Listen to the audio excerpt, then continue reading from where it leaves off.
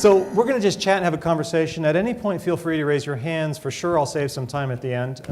This is our third interview of the day. Who are the other ones with today? The American lawyer, for number one, who wanted to find out a little bit about the book. And the other one was with, I don't remember who anymore. The worst thing about writing a book is having to promote it. It's really a pain. Writing it was easy compared to the number of hurdles you have to go through in order to get your book out. Not that you can't make any money doing this, but after you've written the book, you'd like thousands of people to read it.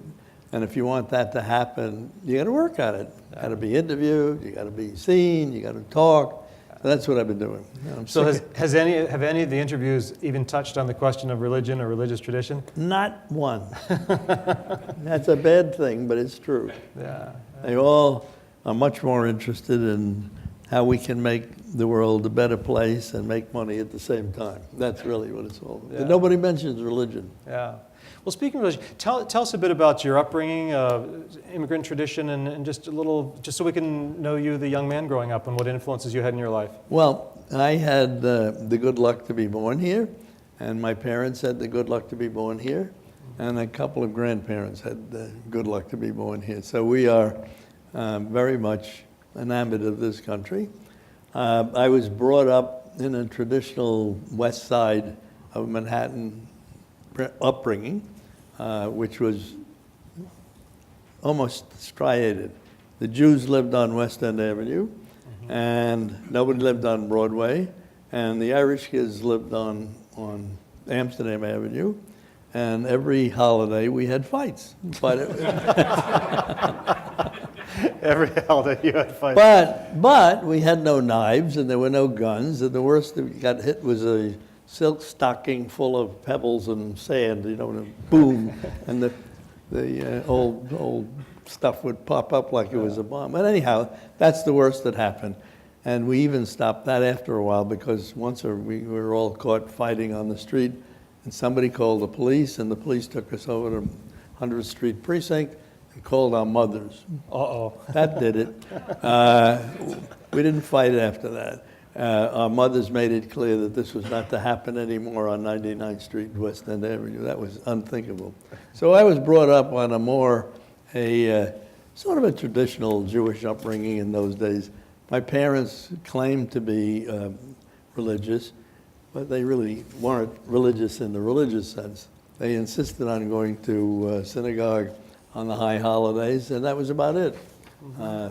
I was bar mitzvahed, and I was learned. Do you remember the text that you had? Yeah, no, I don't. That's all right. Just curious. I don't want to remember the text. And all I know is that I was taught to read Hebrew without understanding a word of it. It was traditional. Today I could read Hebrew like anything and not understand a word of what it is. That was the way you were brought up. So I was Jewish, and that's about what it was as far as religion was concerned. After I was finished with the bar mitzvah, I never saw the inside of a synagogue again until I went to Washington. There was just didn't dawn on me that I was going to be religious. I didn't like going to Hebrew school. It was a pain in the neck, and then to get from my house to the Hebrew school, I had to go through the Irish neighborhood, and I didn't like that at all. And they didn't like it either, so it was a mutual love affair. I then went, what did I do? I guess I went from there. I went to public schools all the way through, which were, in those days, was it wonderful. Bronx Science? No, I went from PS9 on 82nd Street, 165, 166. Then I was lucky to get into the first class at the Bronx High School of Science, which was great. But bear in mind, it was before the Second World War, and most of our teachers were either communist or communist leaders of some kind of another. And one thing I did learn at the Bronx High School of Science was the Chinese marching song, Chilai, and a few other Russian ditties, and that was what we did. And we were very liberal. I had a very liberal education and a great education. And from there, we skipped. Yeah. That was the one bad thing about all of us. If you was semi-bright, you could skip classes. It'd go right through grade school, and high school. I graduated science in the first graduating class. Let's see, I think I was 15 going on 16. And luckily, I got into Columbia University. And I got into Columbia with sort of a reverse discrimination. I remember sitting down with the director of admissions, and he said, "Do you swim?" And I said, "Yes." He said, "You're lucky, you're going to make the quota." I said, "What quota?" He said, "Well, we only take 10% Jews, and that's true for every Ivy League school." And I said, "Really?" And he said, "Really? I mean, go anywhere you want to go. Ask Brown, ask Princeton, ask anybody. They'll take 10% Jews." So I said, "Why am I lucky?" He said, "Well, we like the idea that you swim. So that you're Jewish is okay. That fits the quota. But we're getting 2 for 1. We're getting a Jew and a swimmer, and that's a good thing." So I swam a little bit, and never very good, but good enough to be on the team and have a good time. And then I spent 10 years on or off the campus at Columbia. Right. I went into the Army for a short period of time, nothing very heroic, and I was still very young. I enlisted when I was 17. And by the time I was 18, there was nothing left to fight about, so that sort of got itself happily done with, and I was honorably discharged with a medical discharge, and I said, "That's great, goodbye." And I did what I was... Law school, here you come, right? I was done with it. That was the end of that. Yeah. And then I decided that at Columbia, I had decided to become an engineer because I went to the Bronx High School of Science. And that was a big mistake. But the leader came over from the law school to teach us law for engineers. And it caught my eye. And when I got out of engineering school, I pretty much decided I was no engineer. I practically ruined 4 or 5 machines in the basement. You flooded the engineering lab with one of your I flooded the experiments. lab when I turned off a 2-horsepower engine with a harness on it, flooded everything. Anyhow, that was not for me. So he said, "Well, how about going to law school?" I said, "Why?" He said, "Because every misfit in the United States goes to the law school, and you fit the pattern exactly. You're a misfit, and you belong in a law school." I said, "That's fine." Somehow or other, he got me in. I went, and it caught fire. I really enjoyed it.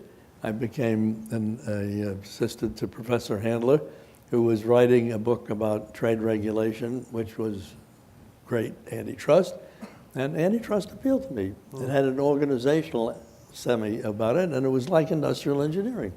Only it was from the outside in instead of from the inside out. To look at an organization, its constituent parts, and how they interacted, just like a machine with different pieces. And I have never lost the engineer's attitude towards corporate governance or business.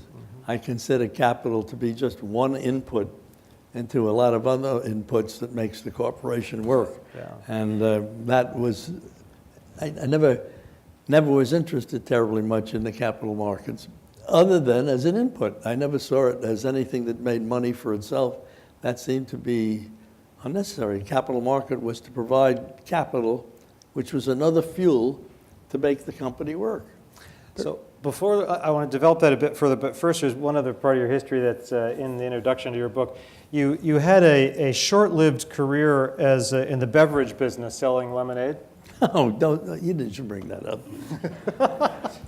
I was a bad kid, no question about it. With another Irishman, Bill Canahan. He and I were given the opportunity to run the hot dog stands up at Baker Field. And we made a fortune. Ours was the last year they let it be a student activity. After that, it was a little better supervised because we got away with murder. In any event, the Brown game came, was the opening of the season, and it was hot. And really hot. We had these huge green coffee urns, which is supposed to be stationed around Baker Field. And Bill said to me, "We're not going to sell any coffee today. The temperature's in the 80s. This is ridiculous." I said, "What do you suggest?" He said, "Well, let's empty them out and fill it up with water, put a little sugar in and squeeze an orange in, and we'll sell lemonade." I said, "Well, that's a good idea. How do we advertise the fact?" He said, "Don't worry about it. I'll fix it." How did he fix it? He turned off all the water in the stadium. So we weren't discovered That's that year, precious. but it was later found out. I denied having anything to do with it, but I did. I admit it. We had a great time. That was my first effort at entrepreneurship. There we go. There we go. Well, Ira, this is, for those of you who don't know, you wrote this book, The Activist Director, and for those of you who don't know, Ira, you have been at the forefront of challenging directors to take a more active role in the oversight of management. Yes.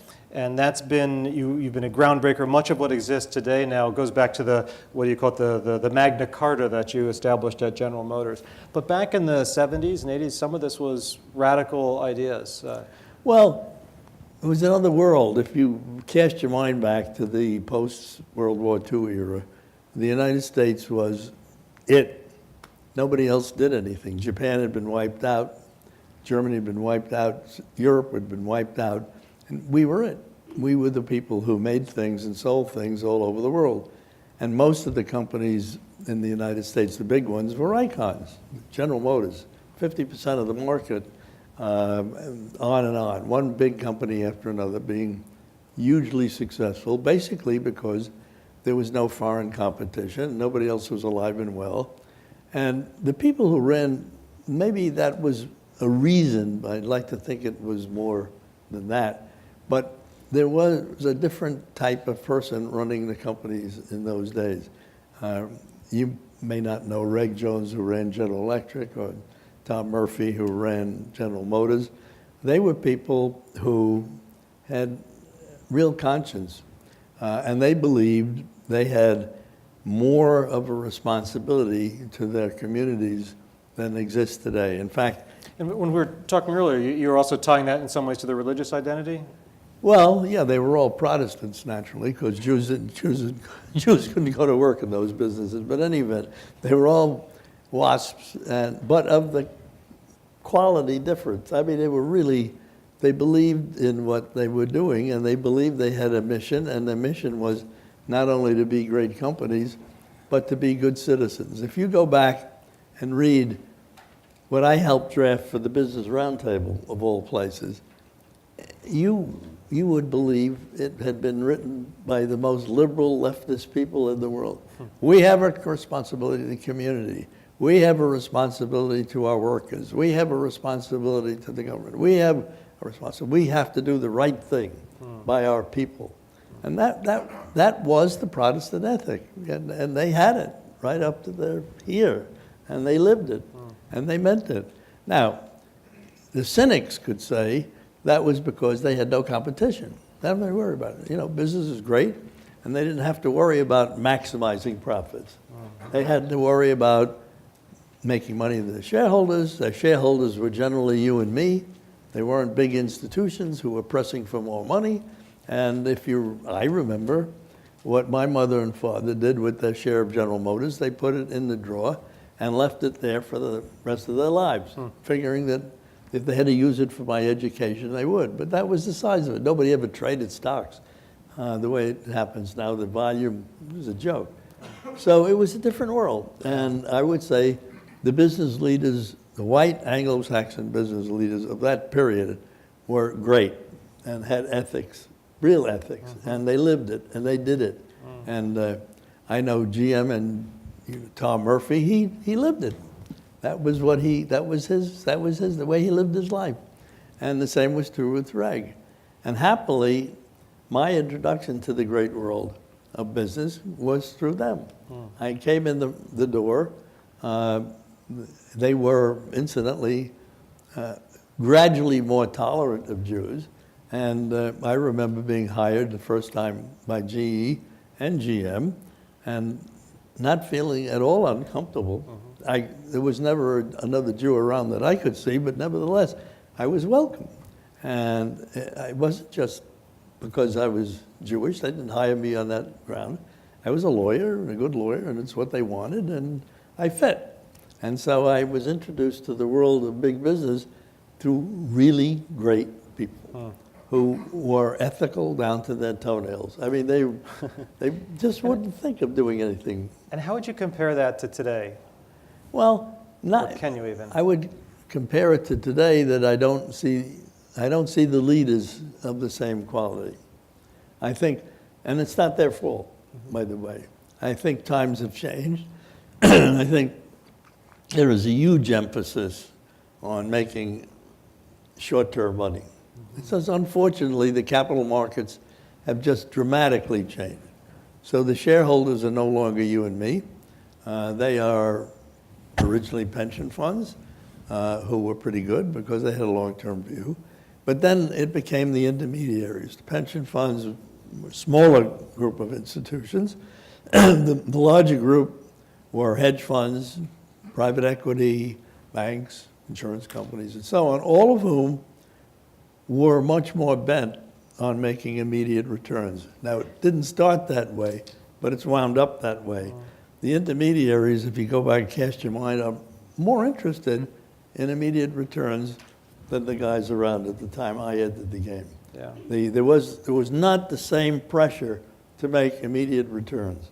I was talking to one of the private equity people I know very well, and he explained to me last night, and in his world of very successful private equity, the time frame for his investors has gone down from 10 to 3. It used to be most of the people who invested in him were perfectly content to wait for 10 years. This is private equity, which is kind of risky business. He said today, to attract capital, you almost have to be in a position to say, it's a 3-year payout or a 4-year payout or whatever. I don't know whether that's the experience of the group, but that was his experience. So it demonstrates that the time for making returns has become compressed. So what guidance would you give future leaders, people in this room, who these are big forces that to try to push back, a big windmill to tilt against? And we were talking in your office about trying to get individual directors to make a difference. Expand on that a bit. Well, it's hard. What I'm trying to do is recreate an ethic in the boardroom along the lines that I knew at the beginning of my career. I would like, I can't see how the government stops short-termism. I don't see the government coming along and saying, there's a law, you have to stay invested for 10 years. It's not going to happen. This is capitalism, and it's the way the market should work. And we're not going to get a law which says, I don't like short-termism and so on. A lot of Band-Aids have been proposed. Capital gains treatment, which is difficult. There's a lot of suggestions have been made, but they're Band-Aids. The only place to stop this short-termism, in my opinion, is in the boardroom. And I am trying to create a group of directors who have the courage, as per you and I have talked about That's so right. often, to say, this short-termism isn't so good. We ought to begin thinking about how we can do better. And maybe we would sacrifice a little. You have to have a short-term profit to make a long-term profit. Even I know that. However, do you have to have that much short-term profit to make a long-term profit? Or can you sacrifice a little short-term to get to a longer term? And can you convince your investors that you have a plan to get to the long term, which is better than knocking off the next quarter? Yeah. That's all. Can you do it? Yeah, but you can't be a phony. You really have to have a plan. And you have to have a board that backs your plan. And you have to have people who are willing to hang with it. Take an example, DuPont. She had a plan, and she was doing fine. And then she got killed when This the board... is Ellen... Ellen... I'm blanking on her last name, right. And then the board backed off because somebody attacked and said it's too long-term. We don't want to wait. We ought to change management right away and make our money right away. She gets kicked out. New guy comes in. They go short-term. That's the end of the long-term. Who was at fault? The board. The board wouldn't stay with the game and gave up too quickly. So I would like, on the other hand, there have been boards who have stayed with the long-term. If you cast your mind to Verizon, IBM, and CA, each of those companies had a crisis, and they had to get past it. And it was going to cost money to get past it. IBM had to change from mainframe to handheld. And Verizon had to change from a big lumbering connected telephone company to a very, very, very, very quick kind of a new technology. And each of those three had a couple of really bad years in the market. They got killed in the market. However, the boards of each were convinced that if they didn't go long-term, they wouldn't last very long. And so they changed. But the board stuck with it.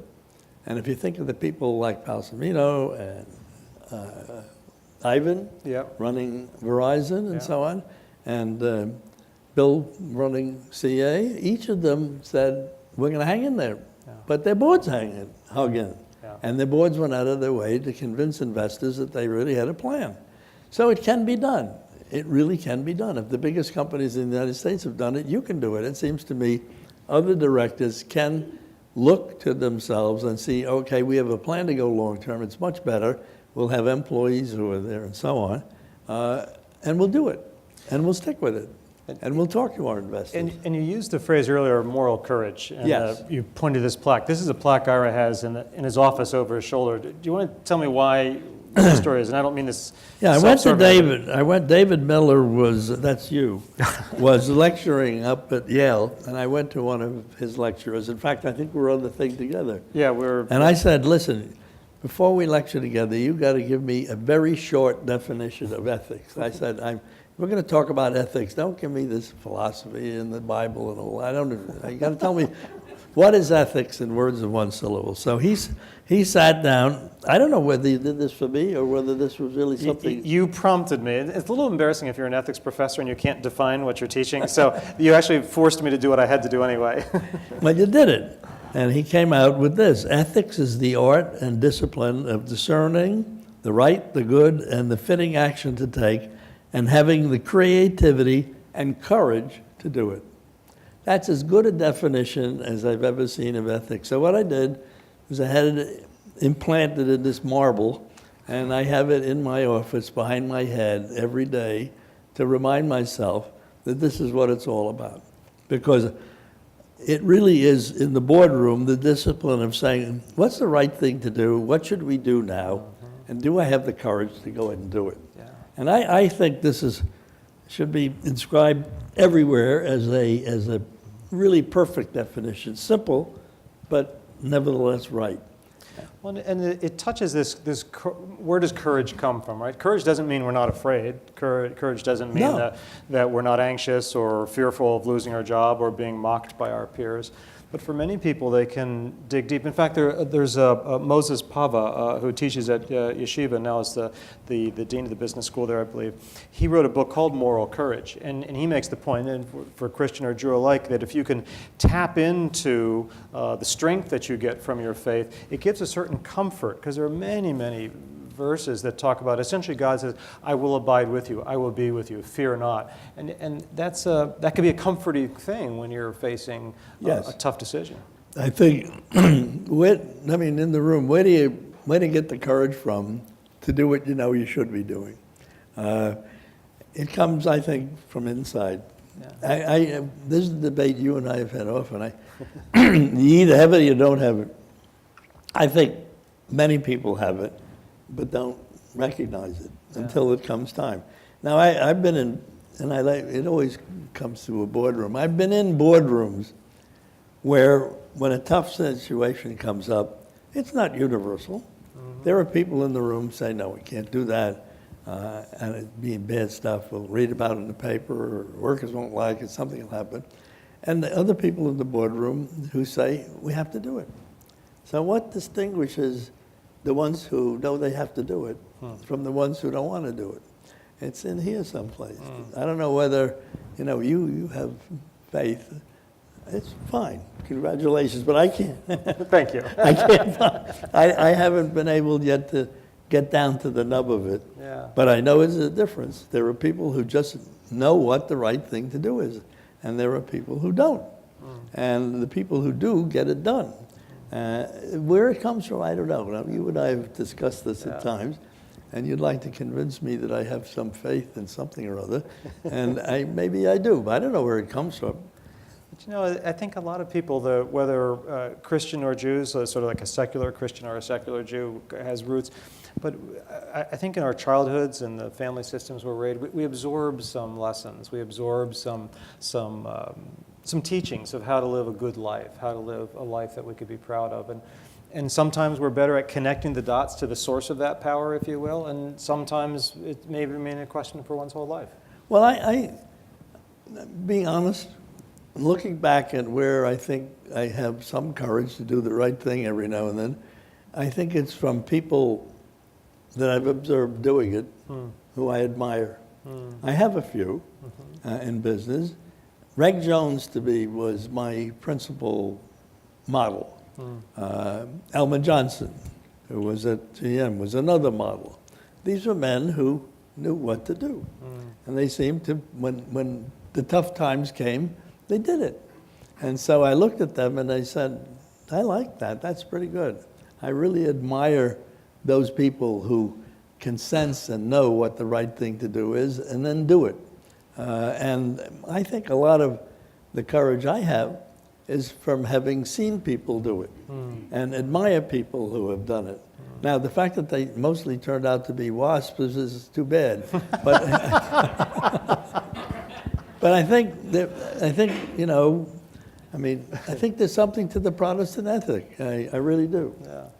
When we're talking even today, of course, competition is competition, but we're talking a little bit of some of the themes that the president-elect picked up on that many people didn't, and not to turn this into a political forum, but a dissatisfaction from a lot of people that it was just maximizing shareholder return at the expense of everything.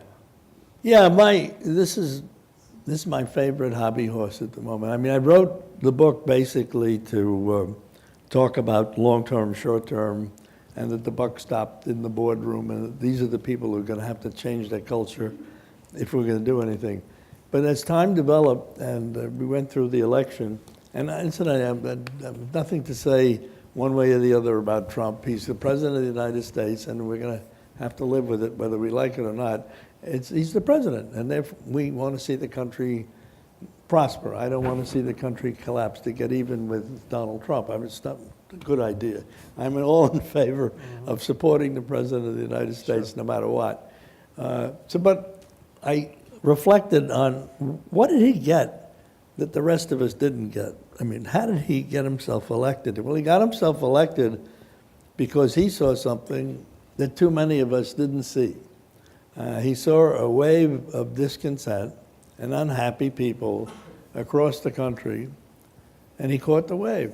He somehow or other found a way to communicate to lots and lots of people, enough to get them elected, that he knew they were unhappy, and he knew they were disenfranchised, and he knew they had lost their jobs, and he knew there were a lot of them, and that they wanted change. And he preached change to people who wanted change. And that was a brilliant maneuver. Now, whether he did it on purpose or not, I don't know, but he caught the wave. Now, where were we? And by we, I mean me and all of the other people in business and the politicians and the Democrats in particular who should have seen the wave. They missed it. They didn't get it. They didn't understand that there were a lot of people out there who were unhappy and they wanted a change. And instead, the people who were opposing Donald, and I know him, did it by formulas which nobody understood. Donald did it simply. So, and you were saying, what could a director do differently, or a CEO, if it sort of reawoken to, there is a lot of discontent out there, forget politics for a minute, but what can I do differently? Let's say, you know, whatever the company is that you're deciding to, you have a small Midwestern town where you've got 1,200 employees, and you're thinking of sending the whole shop over to Bangalore or wherever. Well, the first thing directors have to do in this world is listen. The very first thing they have to do is listen. There is discontent out there. This country is full of people who are discontent, and a lot of them are your customers or suppliers or whatever, and you ought to be hearing it this time. Don't miss it. It's there. Because if we miss it again and we aren't able to change it, the country's not going to be a great place to be. So it's got to change. And everybody has to understand that there is discontent and do something about it. Landing in the boardroom, boards can't change America overnight and can't create jobs overnight, but they can contribute. Everybody can contribute a little bit to dealing with this discontent. And what I've been trying to be more specific about, and I've just started to do it, is outline some of the things boards might be able to do to lessen the discontent a little bit. But it brings up the question of transparency, which of course is one of the Big bedrock items, principles. big. So let me come back to be specific about business. Right. So in the most obvious case, I think, for business is downsizing, which is everybody has to do sooner or later, and meeting competition, which everybody has to do because you've got to be a competitor in order to win. So if you have to downsize by moving a plant to Mexico, if you have to, and many people do, or moving, by the way, from Massachusetts to South Carolina to make goods, which you had to do, or laying off people because the technological advances have meant you don't have to work as many people as you had before to make a car.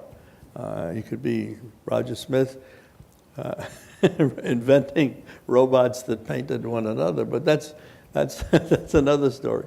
But if you're facing that kind of a problem, namely having to lay off, having to downsize, having to change resources, having to do something which is going to hurt somebody a lot, think about whether or not you could ameliorate the problem a little bit. Yes, you can. You could give it more time. You could give people a chance to look around. You could give a lot of advance notice. In Europe, they've done the wrong thing because they've legislated it. In Europe, you can't downsize without the permission of the government.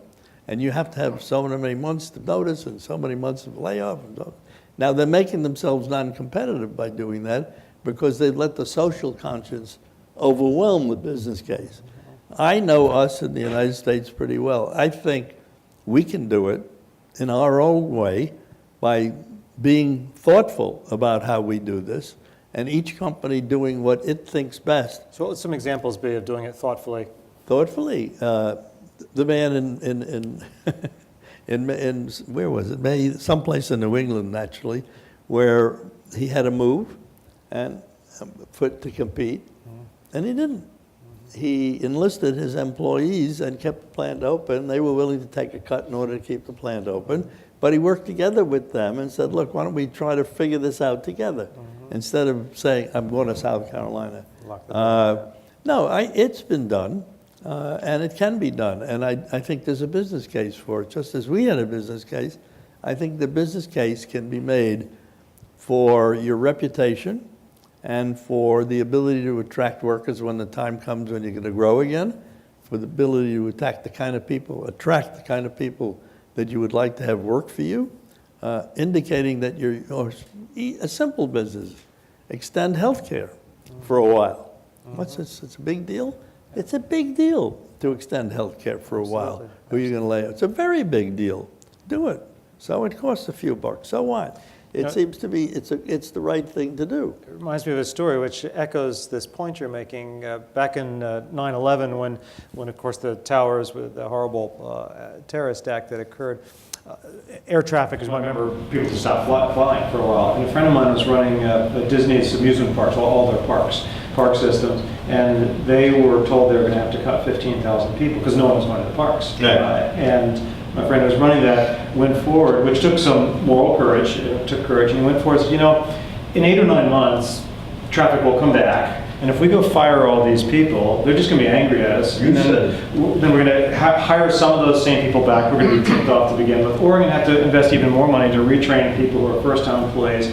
Let me try to find other ways to employ them, do them cleaning, other projects, whatever it might have been. Absolutely. And he I think it was Eisner at the time, agreed, but he said, just if you're wrong in your calculation, you're gone. Yeah. So it was really on the line, but he did it, and that took courage to go forward, because the easy thing, and sure enough, those employees were so thankful, so loyal, and traffic began coming back, and his long-term plan or medium-term worked. Well, for Disney, his reputation is everything. Yeah.